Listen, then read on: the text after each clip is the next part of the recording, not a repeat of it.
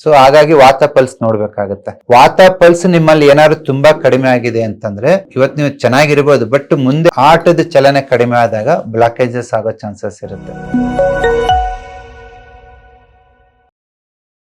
Sir, heart blockage ಏನ್ ಮಾಡ್ಬೋದು ಅಂತ ಕೇಳ್ತಿದ್ದಾರೆ. ಫಸ್ಟ್ ಹಾರ್ಟ್ ಬ್ಲಾಕೇಜ್ ಯಾಕೆ ಬಂದಿದೆ ಅಂತ ತಿಳ್ಕೊಳ್ಳಿ. ನಿಮ್ಗೆ ಅದು ಪಿತ್ತ ಕಡಿಮೆ ಆಗಿಯೂ ಬರುತ್ತೆ, ಕಫ ಹೆಚ್ಚಾದ್ರೂ ಬರುತ್ತೆ.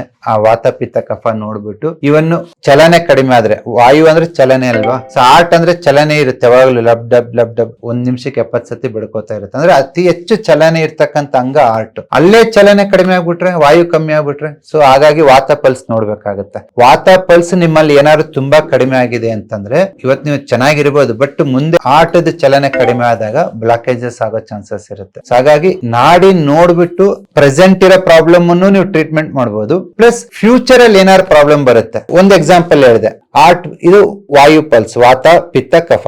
ವಾತ ಪಲ್ಸ್ ಏನಾದ್ರು ತುಂಬಾ ಕಡಿಮೆ ಇದೆ, ಕೆಲವೊಬ್ಬರಿಗೆ ಪಲ್ಸ್ ಕಾಣಿಸೋದೇ ಇಲ್ಲ, ತುಂಬಾ ಲೋ ಇರುತ್ತೆ. ಅಷ್ಟು ಲೋ ಇದೆ ಅಂದ್ರೆ ಅದೇನಾಗುತ್ತೆ, ಮುಂದಿನ ದಿನಗಳಲ್ಲಿ ಹಾರ್ಟ್ ಮತ್ತೆ ಲಂಗ್ಸ್ ಚಲನೆ ಅತಿ ಹೆಚ್ಚಿರೋದು ಯಾವ ಅಂಗದಲ್ಲಿ ಅಂತಂದ್ರೆ ಉಸಿರಾಡ್ತಾ ಆಡ್ತಾ ಲಂಗ್ಸ್ ಚಲನೆ ಇರುತ್ತೆ, ಹಾರ್ಟ್ ಅಲ್ಲಿ ಚಲನೆ ಇರುತ್ತೆ. ಬೇರೆ ಎಲ್ಲಾ ಅಂಗಗಳಿಗೆ ಕಂಪೇರ್ ಮಾಡಿದ್ರೆ ಅತಿ ಹೆಚ್ಚು ಚಲನೆ ಇರೋದು ಹಾರ್ಟ್, ಎರಡನೇದು ಲಂಗ್ಸ್. ನಿಮ್ಗೆ ವಾತ ಪಲ್ಸ್ ಕಡಿಮೆ ಇದೆ, ತುಂಬಾ ಲೋ ಇದೆ, ಫೀಬಲ್ ಇದೆ, ಕಾಣಿಸೋದೇ ಇಲ್ಲ, ಬಡಿಯೋದು ಫೀಲ್ ಆಗ್ತಾ ಇಲ್ಲ ಅಂದ್ರೆ ಮುಂದಿನ ದಿನಗಳಲ್ಲಿ ನಿಮ್ಗೆ ಲಂಗ್ಸ್ ರಿಲೇಟೆಡ್ ಇಶ್ಯೂಸ್ ಬರ್ಬೋದು. ಬ್ರಾಂಕೈಟಿಸ್, ಅಸ್ತಮಾ, ವೀಸಿಂಗ್, ಆಯಾಸ, ಏದುಸಿರು, ಇಲ್ಲ ಹಾರ್ಟ್ ಬ್ಲಾಕೇಜ್, ಇಲ್ಲ ಹಾರ್ಟ್ ಪಲ್ಸ್ ರೇಟ್ ತುಂಬಾ ಕಡಿಮೆ ಆಗೋದು, ಹಾರ್ಟ್ ಎಜೆಕ್ಷನ್ ಫ್ಯಾಕ್ಟರ್ ಕಡಿಮೆ ಆಗೋದು, ಈ ತರ ಇಶ್ಯೂಸ್ ಬರ್ಬೋದು. ಬಟ್ ಆ ಕಲರ್ ಥೆರಪಿನಲ್ಲಿ ನಮ್ಮ ಹತ್ರ ಅದ್ಭುತವಾದ ಸೊಲ್ಯೂಷನ್ಸ್ ಇದೆ. ಈ ಕಡಿಮೆ ಆಗಿರ್ತಕ್ಕಂಥ ವಾತ ಪಲ್ಸ್ ನ ವಾಯುನ ಹೇಗೆ ಹೆಚ್ಚಿಸೋದು, ಯಾವ ಕಲರ್ ಯೂಸ್ ಮಾಡಿದ್ರೆ ನೀವು ವಿತಿನ್ 2 to 3 weeks ಅಲ್ಲಿ ನಿಮ್ಮ ಸಿಂಪ್ಟಮ್ಸ್ ಡಿಸಪಿಯರ್ ಆಗ್ತವೆ, ಮತ್ತೆ ಮುಂದೆ ಆಗ್ತಕ್ಕಂಥ ಗಂಭೀರ ಕಾಯಿಲೆಗಳನ್ನ ನೀವು ಅವಾಯ್ಡ್ ಮಾಡಬಹುದು.